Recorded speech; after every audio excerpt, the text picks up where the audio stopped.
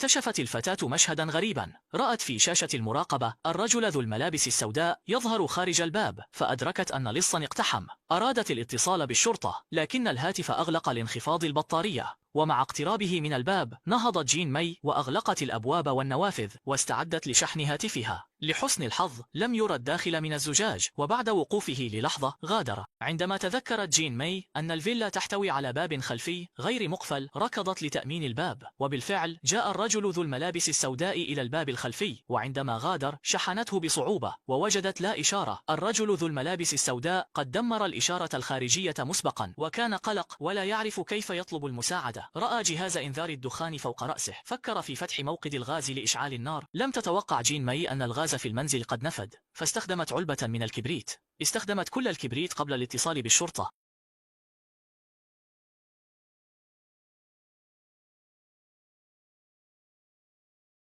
الآن عليه الانتظار حتى وصول رجال الإطفاء ليكون في أمان، ولكن عندما نظر إلى الخارج اكتشف أن الرجل ذو الملابس السوداء يخرج جهازا. وبعد إجراء عمليات توقفت نظام الإنذار في المنزل عن العمل. الرجل ذو الملابس السوداء أعد كل شيء. جين مي كان الرجل ذو الملابس السوداء قد وصل إلى الباب.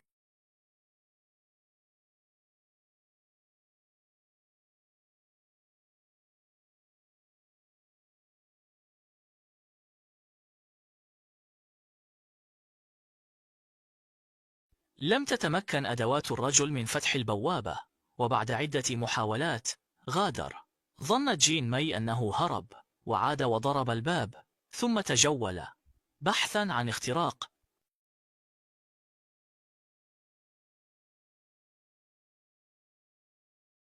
تبين أن جين مي كانت قد طلبت فطيرة البيض، وبعد 4 ساعات وصل سائق التوصيل الذي دخل الفناء. عندما رأت جين مي ذلك ركضت إلى الشرفة وطلبت من السائق الاتصال بالشرطة. لم يكن بإمكان السائق سماع ما كانت تقوله جين مي بغض النظر عن صراخها، ولم تتوقع ما سيحدث في اللحظة التالية.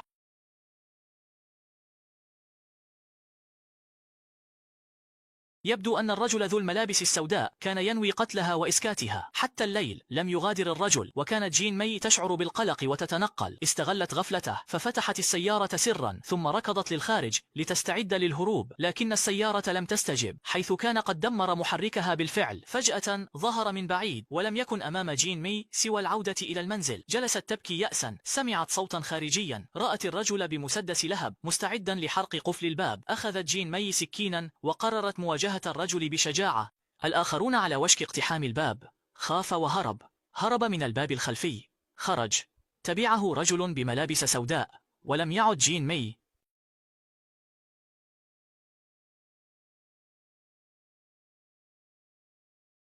تبين أن هذا هو صديق جين مي. لماذا كان هنا؟ قال الصديق جين مي: أرسلت له رسالة لتأتي. لكن جين مي استغربت وقالت إنها لم ترسل أي رسالة. قبل أن يرد أخذت جين مي سكينا، ربما هو الرجل ذو الملابس السوداء، ثم دفعت الصديق وهربت خارجا. هربت جين مي بسرعة وأصلحت جهاز الاستقبال الموجود في الخارج.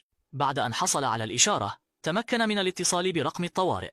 الشرطة قالت تحتاج 10 دقائق للوصول. ثم ظهر الرجل ذو الملابس السوداء. جين مي لعبت في الفيلا كأنها تختبئ. رن الهاتف فجأة لأن الشرطة لم تحدد موقعه.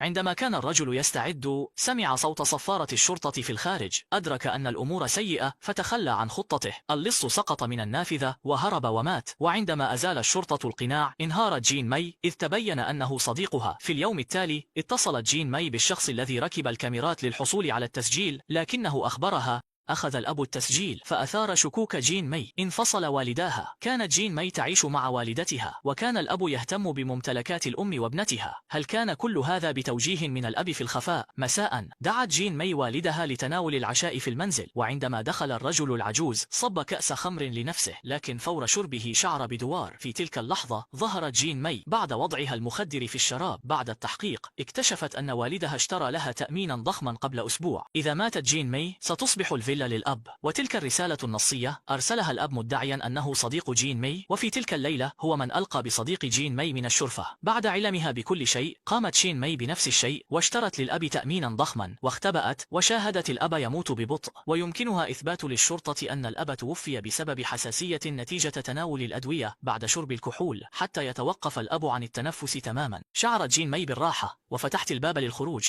نجت جين مي من الفخ وحصلت على مبلغ كبير من التأمين لتعيش حياة الثراء.